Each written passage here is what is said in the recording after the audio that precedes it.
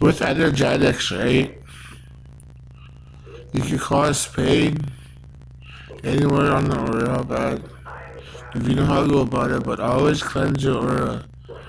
Throw all that bad energy out of your aura. Keep the good energy, the good vibes in your aura.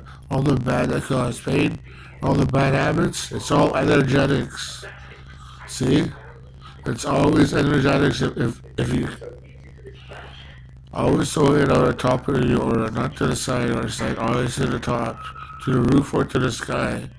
Okay, that's all bad habits. All that bad habits is the straight energetics, man. Okay? Got it? Good. Always make up good beliefs behind the energetics, okay? Good beliefs behind the energetics. And clear all of it out, okay? Always beliefs.